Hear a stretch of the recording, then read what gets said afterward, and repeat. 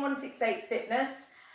So today I'm going to give you my final exercise of my September fitness regime that I would love for you to be joining in with, just to get you back into exercise. Nice simple exercises that most people, beginners especially, would be able to get involved with. I've given you some progressions but also some modifications in case you want to just start out at a bit lower level. That's absolutely fine. It's better to be doing something than nothing, so hopefully you've made a start and feeling the benefits as well.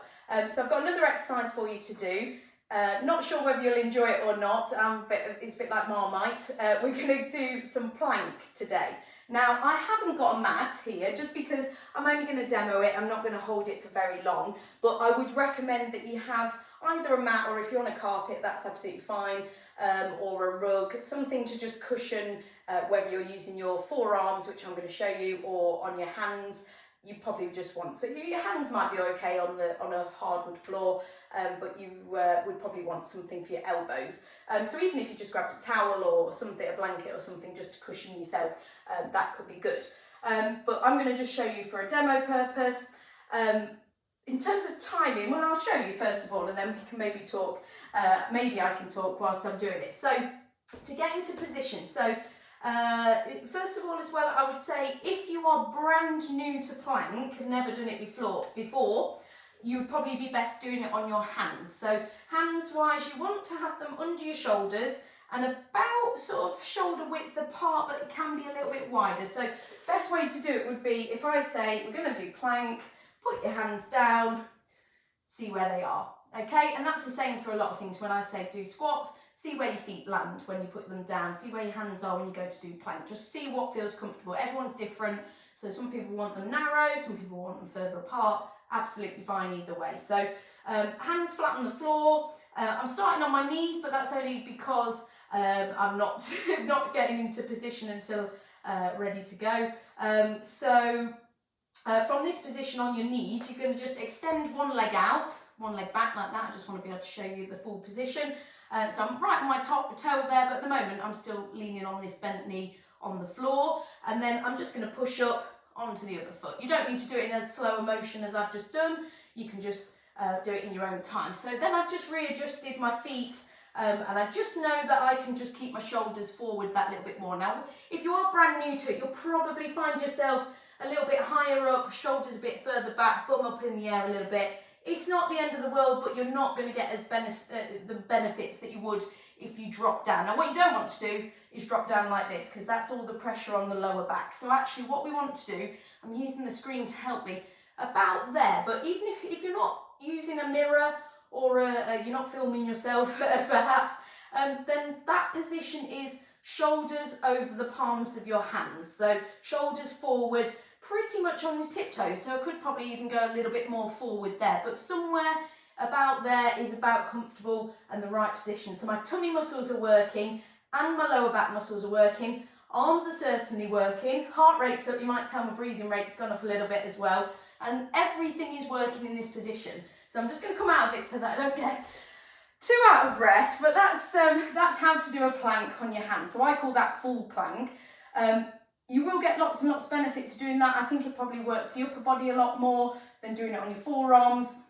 If you want to work the core a bit more, if you're a bit more advanced as well yourself, maybe you've already been doing some exercise, forearm plank is probably for you. So as I said before, you'd want something under your hands or elbows to protect those, but same sort of position. So starting on my forearms, kick one leg back. At the moment my bottom's up in the air, but I am going to readjust.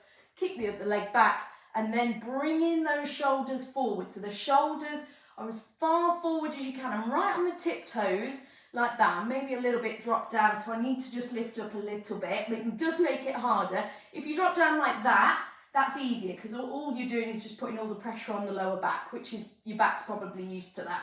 But we want to get those tummy muscles working, so I want to be nice and flat there, shoulders forward, and then tummy muscles are doing loads of the work there.